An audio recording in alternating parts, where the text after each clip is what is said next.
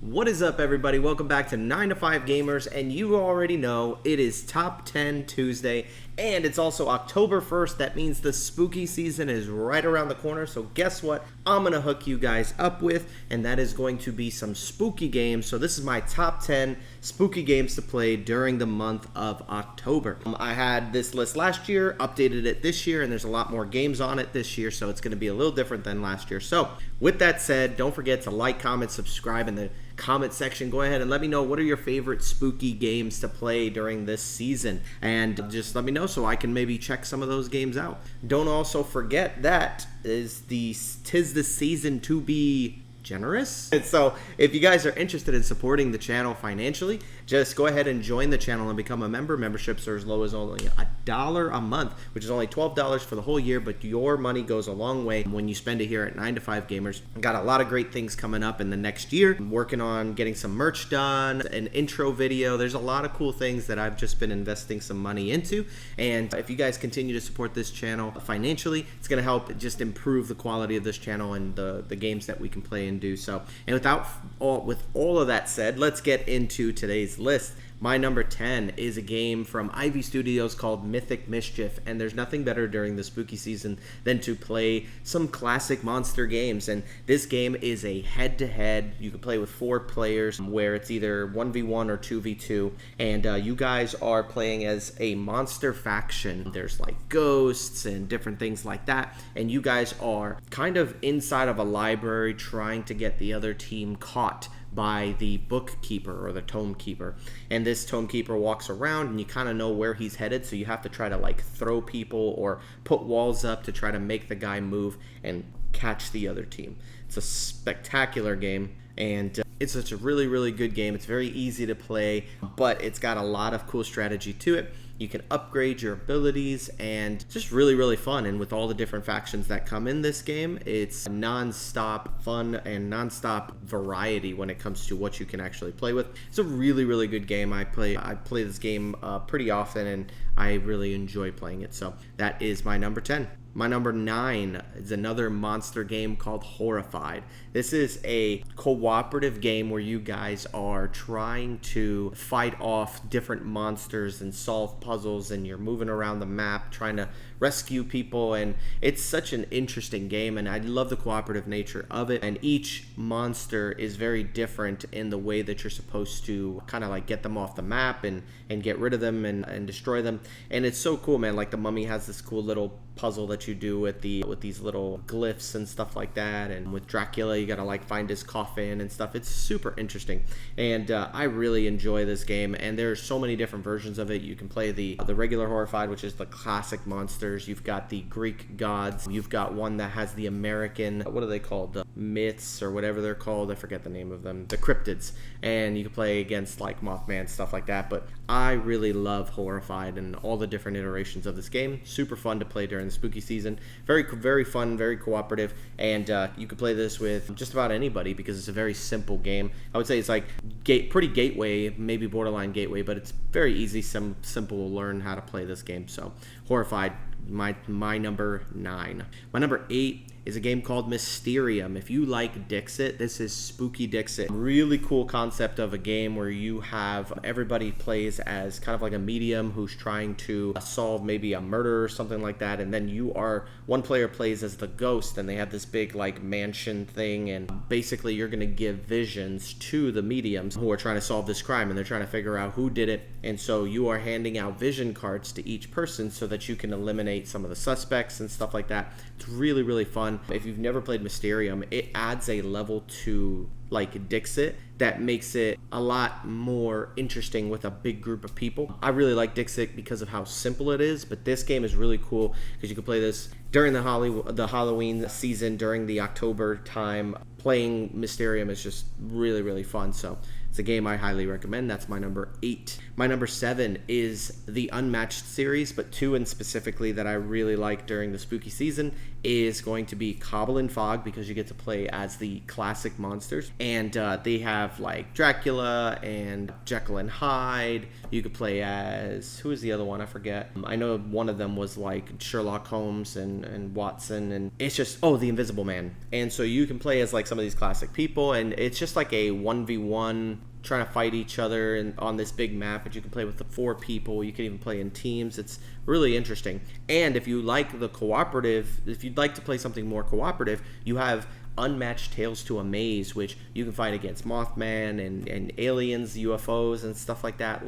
But you play unmatched cooperatively. You're playing together to beat these bosses, and you can mix and match any characters you want. You can take some of the Marvel characters and put them into this and fight against Mothman, and everything seems to work really, really well. So that's it for my number 7. My number 6 is a game called Final Girl. Final Girl is an amazing game. It's a solo game, so if you're looking for something to solo play during the spooky season, that is going to be Final Girl. It is the classic murderer set loose inside of this little map, and you're trying to get away from him, but you're also trying to, I think you have to kill the murderer before they get to you, or kill a certain amount of civilians. You're also trying to rescue civilians, and it's got this really interesting card system where you're playing these cards, and some of these cards get flipped out, and then you can kind of get new cards to come in, and you've really got to time everything right. It's very thinky, very strategic. I really enjoy this game. Final Girl is amazing, and they have so many different versions of it with different, what do you call them? I don't want to say murderers, but different bad guys, I guess, villains that you can play against, and all of them are very, very unique, very interesting the way that they fight, and it's a relatively cheap game. You can get the core box for $20, and then you can get an expansion from anywhere from $10 to $20 to just add in, and then when you get tired of that one, you just buy a new expansion for $10, $20 and just add it into the core box. So really cool game. I think they did a phenomenal job making this, and I think they're on the 3rd season of this already with Final Girl, so check that game out. That is my number 6. My number 5 is a classic game called Zombicide. Zombicide, there's so many different iterations of this, but there's nothing better during the spooky season than slaying zombies, and so Zombicide is an amazing dice chucking game. It's a real turn your brain off game. It's not a game where you have to think crazy hard. It does have some complex puzzles sometimes, so you have to think about certain things, but for the most part, just throwing dice and just having a good time with your buddies and kicking doors down and unleashing zombies and killing zombies, picking up really cool weapons, and these weapons, when you use them, do more damage when you can find the legendary ones. What are they called? The pimp weapons or whatever they're called, I forget. But they also have Marvel Zombies, where you can play as Marvel heroes against Marvel zombies, or you could play as the zombies in that game mode. So if you want to play as the zombies, try Marvel Zombies. Really, really cool, man. I love all of the Zombicide games. They're, like I said, they're just dice games that you play, and you chuck dice to do your actions and stuff like that. It's super fun. Really enjoy this game. My number 4 is a game called Vagrant Song, which got an expansion not too long ago. I'm not sure if it's out, it's been delivered or whatever, but I know that it's a really, really fun game. The basic gist of Vagrant Song is that you are on this train and you are trying to get, I forget if your haints or the ghosts are called haints, but basically there's these ghosts that are on the train, and you want to restore their humanity before they head too far westbound, and as you're playing through this game, it's kind of scenario driven, but it's got a little bit of a campaign feel to it. But you can play as a couple of characters, and you just kind of work your way down these trains. There's a boss battling system, and they have different bosses that do different things and have different powers and abilities. So many cool ways that you can interact with this game. I really enjoy this, and even though it all just takes place on this one train, it's so much fun because each different scenario provides a different puzzle for you to solve, and very different boss mechanics that you have to try to figure out how to beat these things. I love Vagrant Song. Very, very good game. That's why it's my number 4. My number 3 is Cthulhu Death May Die. During the spooky season, there is nothing better than a nice game of Cthulhu. I love this game. This is basically a scenario driven game as well, where you're picking a boss that you have to fight, but at the same time, this one has a map scenario setup where you're setting up these tiles, and you play through this scenario that has different rules, and you are basically a person who is losing their sanity, and as you lose your sanity, you become stronger. But if you go too insane, then you can end up dying, losing the game. But it's really cool because the more insane you go, the more dice you get, the more powerful your upgrades, but then it's like you're slipping too far into insanity, so you have to be careful and monitor the balance of that. Really, really fun game. A lot of cool mechanics to it, a lot of cool interactions with objects around the map, and then sometimes people will pick up a certain object that interacts with another object, and if you guys can trade and get the object, both objects that you need, you can end up getting some cool power-ups and things like that. It's really interesting, and I really enjoy playing this game, and especially playing with friends. Really cool. Put on some spooky music and just play through a couple of scenarios. I love Cthulhu Death May Die.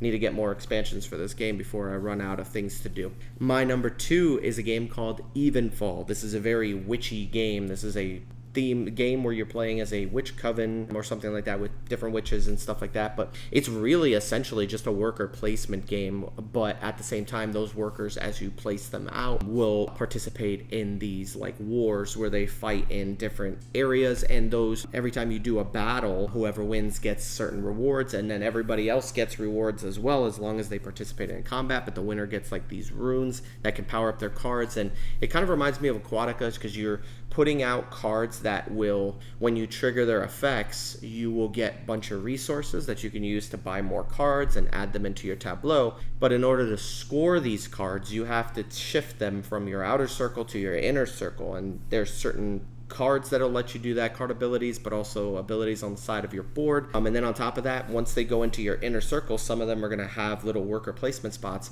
and you have these little wizard tokens. So it's like you have like witch meeples, but you also have like warlock or wizard meeples that you can place on your inner circle. So it's like I only have like maybe 4 or 5, witches that I can place to get abilities out there, but then on my inner circle I can use my wizards, and so I can get even more abilities. It's such a fun game. It's just one of those games, whoever has the most points by the end of the game wins, but the card combos and the different things that you can do in this game is spectacular, and it fits with the spooky theme. So if you enjoy games like that, Evenfall is amazing. Very thinky, very fun to interact with the different cards, and I have had just a blast playing this game every single time that I've played it. Love it. And my number 1 game, I wonder if you guys can guess what it is, but during the spooky season, there's nothing better than gathering all the people at your house, having everybody dress up to just play Blood on the Clocktower, because Blood on the Clocktower is just a fantastic game. I feel like this game will make so many top 10 lists for me just because I enjoy playing it so much, and having people come over the house and saying, yo, we're gonna have a costume party, everybody dress up, and everybody comes in, and then you just set up the scenario where you just got a bunch of chairs in a circle and have everybody try to deduce who the bad guy is. It's just a fun social deduction game, and if you've never played Blood on the Clocktower, it is very involved. It's not an easy game. You can't just open this box up and then go, hey, I learned how to play, let's play in like 5 minutes. No, this is the game that you're going to have to buy ahead of time. You're going to have to plan ahead of time to have people over the house, because there's a lot of reading material you have to go through. You have to understand the abilities, and somebody, namely you, is going to have to host this thing, unless you find somebody who can host it. But basically there's one person who is going to be the host of the game. They're kind of like a DM in Dungeons and Dragons. They're the storyteller of the game, and they're going to kind of guide everybody through this scenario, and everybody's going to have their own individual player powers, and you're going to use those powers to kind of gain pieces of information from one another. But you don't want to just outright tell people who you are, because it could end up getting yourself murdered, because the enemy is with you inside of the circle, and there's typically, depending on the player count, usually there is a villain and a minion. Sometimes there's a villain and 2 minions, and those people all have player powers that they can use, but you got to be careful too, because they also have a bluff, unlike Werewolf, where you have to just try to like bluff about something you don't know exactly. You're just like, I just know I'm gonna say that I'm this, and then when somebody else says that they're that, I'm just gonna call them a liar. In that game, like Werewolf, you have to really kind of just guess to what you can be. Sometimes you'll get lucky and flip over a card and know what you can be, but in this game you get a perfect bluff. You get a role to play as a villager that you can lie and pretend that you are, and nobody else in the game has that chip. So it's so interesting. I love the different abilities. I love the player powers. I love the villain powers and the different things you can do. And and it just makes it's just so much fun when you have so many people who love these games and are just super good at them, to just go around and argue with each other. I love Blood on the Clock Tower, and I need to play this game at least 6 times this month. I have to, because this game is fantastic. But anyways, that's it for my top 10 spooky games. Let me know in the comments section what you think about these games, and if you have any games that you think should be on this list, let me know in the comments section. What games made your list? What are your favorite spooky games to play during Halloween, October time? So anyways, take care, guys. I'll see you guys later. Peace out. And don't forget, like, comment, subscribe, and also don't forget, become a member, man. It's going to help out the channel, and we would love to have you on board. Welcome to the 9 to 5 crew. Please join and become a monthly supporter. Take care, guys. See you guys later.